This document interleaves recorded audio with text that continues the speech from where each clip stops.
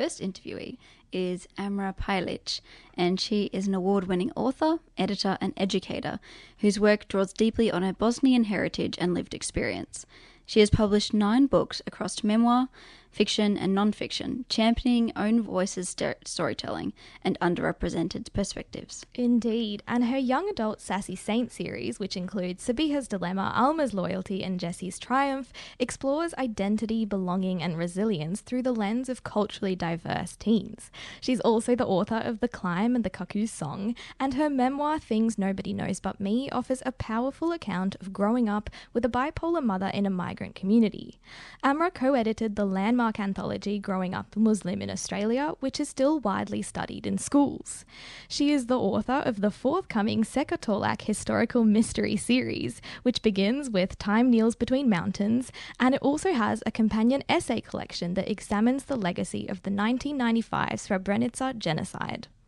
So what's more, she's also the founder and publisher of Pushkin Press, a small press dedicated to elevated marginalised voices. Welcome to Your Planet Needs You, Amra. Thank you so much for being here. How are you? I'm feeling $1 million, like listening to you guys go through my bio and all of that stuff. I'm like, ooh, I'm feeling really fabulous right now. That's awesome. We do think you are fabulous. Thank you. So to start us off, I was thinking that maybe we could start where your career as a writer sort of officially began. Your debut novel was published under the title The Good Daughter in 2009, and it was since republished as Sabiha's Dilemma in 2022. And you received the 2009 Melbourne Prize for Literature's Civic Choice Award for this text. Could you please tell us what Sabiha's Dilemma is about and when you were first inspired to depict this story as a book? Well, I started out as a romance novelist, a failed romance novelist in some ways. And then I started thinking about what is it that I have to say that's something unique. Like the thing that you learn through writing courses is, to think about what is it that you have to say that someone else can't, a story that someone else can't share. Mm-hmm. What's unique about you. And so I started thinking about my experiences coming from a Bosnian background, having a mum who suffers from bipolar, growing up in the suburbs of St Albans, which is the western suburbs of Melbourne. Mm-hmm. And, I started sort of writing about myself. And originally I wanted to write it as a memoir, and I actually did start it as a memoir. I called it The Sins of the Mother. Oh. A little bit judgy there, just a little. And I submitted it for my non-fiction project, and I got a C. So I went, And then as I was writing, I sort of realised I didn't have the ability at that time to write it as a memoir, to write your story, truthfully and really be honest and open. There is some healing that needs to be done, but also you need quite a lot of courage to kind of put yourself out there like that. Of course. And, I'd started this book when I was around 25, 26. Mm-hmm. I didn't have that in me yet. And so I fictionalized it. And so The Good Daughter, as it was titled when it was originally published, was that thing of that first novel that's semi-autobiographical, but you hide and disguise it in fiction. And even when I had family members read it, my aunt was like, oh, the Dido is like, your Dido, like your grandfather, but he's not. And the aunt is like me, but she's not. And so they were able to sort of recognise some of the echoes that were there. But I had very much fictionalized the story and recast the narrative that I was telling. And so I sort of successfully wrote, a fiction novel, and then had a pretty amazing dream run with that book. Yeah, because it was shortlisted for a prize for Victorian Premier's Unpublished Manuscript Award. And I had this unbelievable experience of going to the ceremony and having agents and publishers give me their business cards. Oh, wow. And go, would you like to send that to me? And I'm like, yes, yes, I think so. And so I was very lucky. I got signed with a big agent. I had Wow. 2 offers.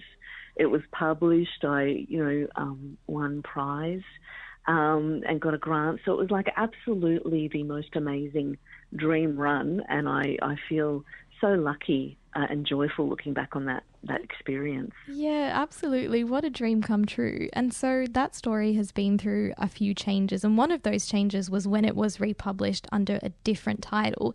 Can we ask why?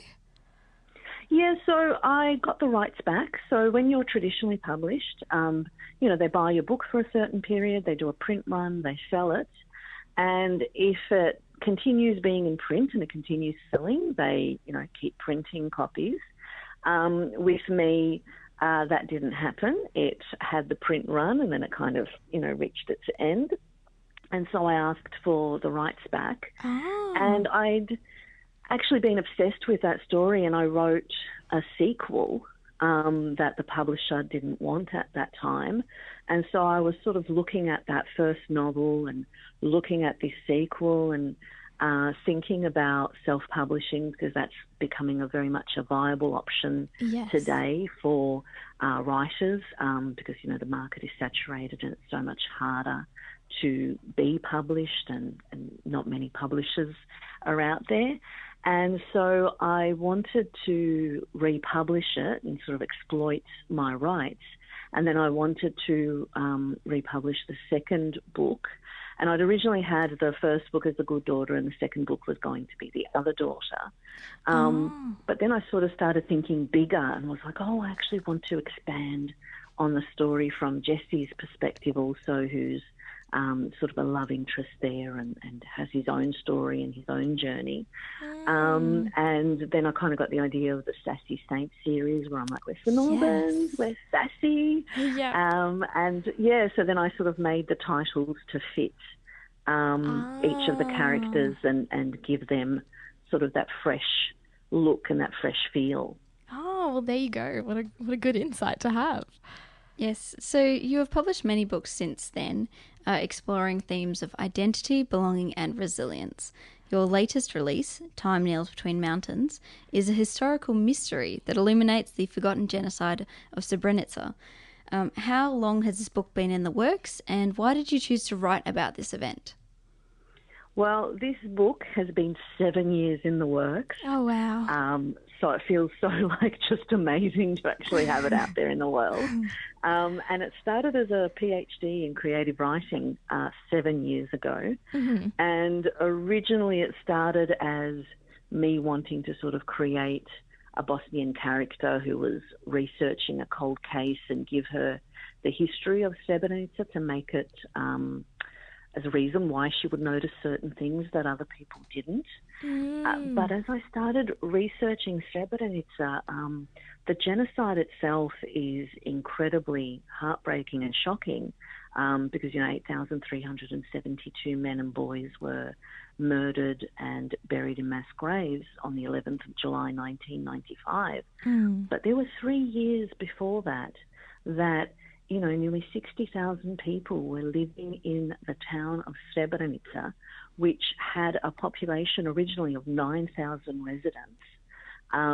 Srebrenica was theoretically a safer zone, a safe town protected by the UN, but in practice that protection was very sporadic. They were being starved, they were being shelled constantly. It was terror, but it was also this amazing story of resilience, of people in Srebrenica finding ways to survive and thrive, of finding ways to create electricity, generate electricity through water mills that they created, creating homemade cinemas with VHS players and setting up chairs in living rooms. And so I was reading all of these amazing stories of resilience and sort of I really wanted to showcase this, and I kept developing these stories from the point of view of my character Réka, and I went to my supervisors going, this is getting a bit long as a backstory. story. And my supervisor was Patty O'Reilly for my creative component, and she was like, "Oh, Amra, this is the story. This is your novel." Oh. So I actually wrote 3 books as part of my thesis. Oh, wow. I thought my supervisors would be impressed. They were not. They were like, "We're only reading 1."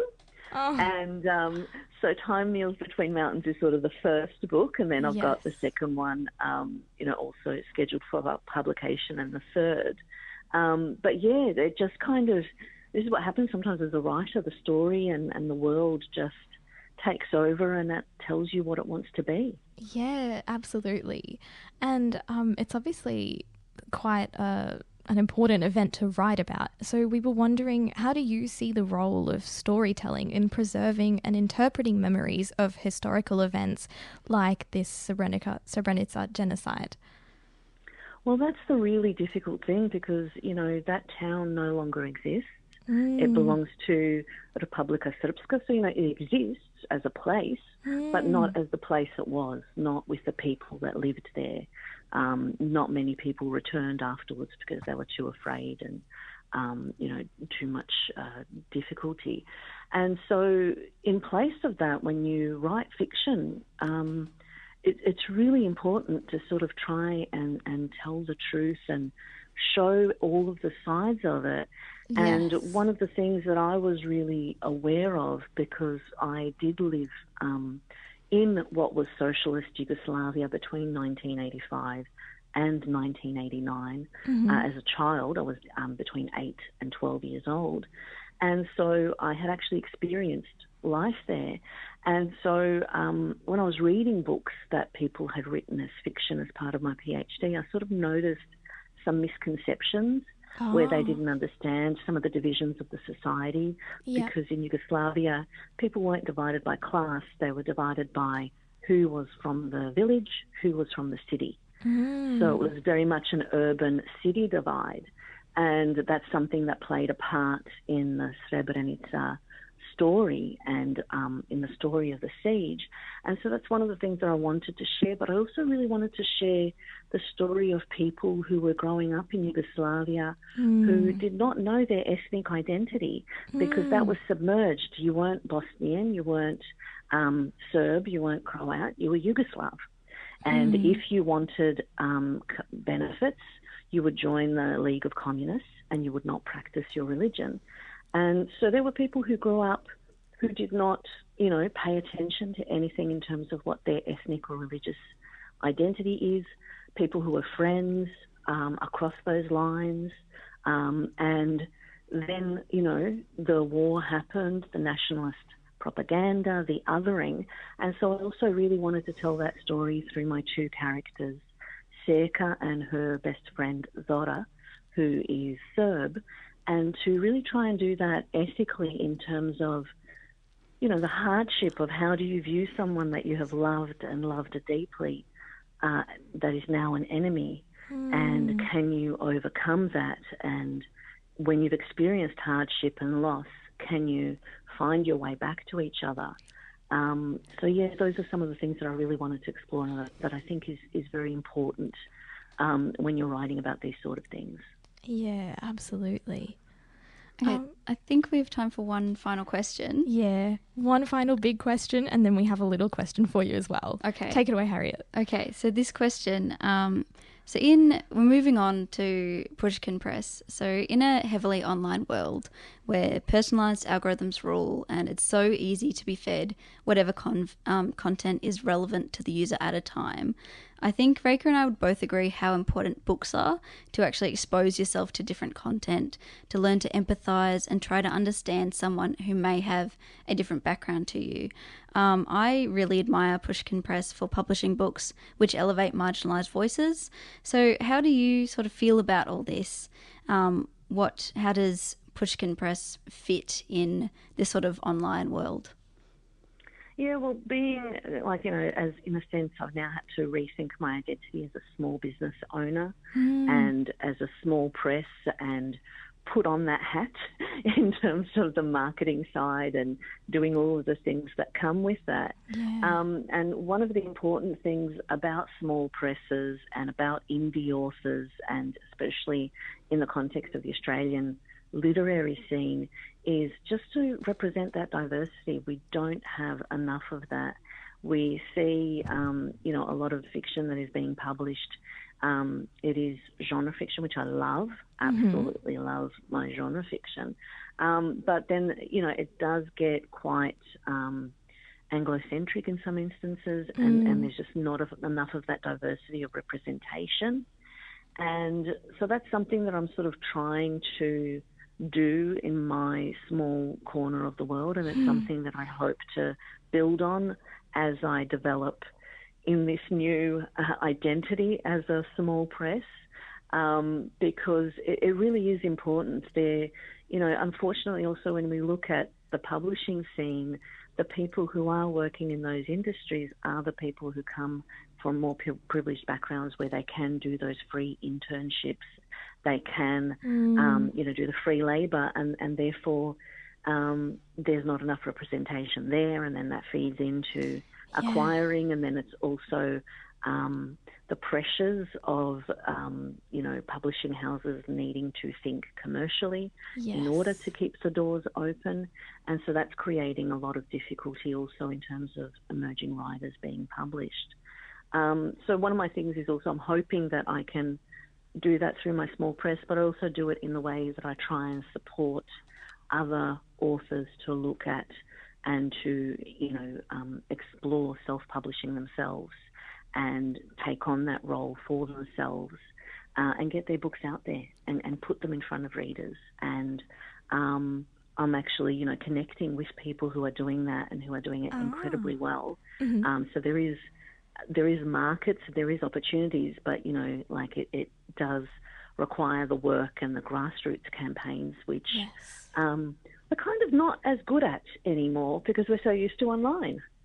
Yes, so true. But, presses like Pushkin Press is a way of feeding that diversity back and getting these books and these voices out there. So thank you so much for sharing that and for doing what you do. Now, we are a little bit over time, but we have one last question, which we personally love to ask all authors. And that is, can you share with us where your favourite place to write is? Well, I am very privileged right now. I've never had this before in my life, that I have a writing studio. Do you hear my fanciness when I say that? Yes. So I work in this in the Hunt Club. It's this beautiful historical building that was, established in the 1860 as a hunting club initially for deer. Wow.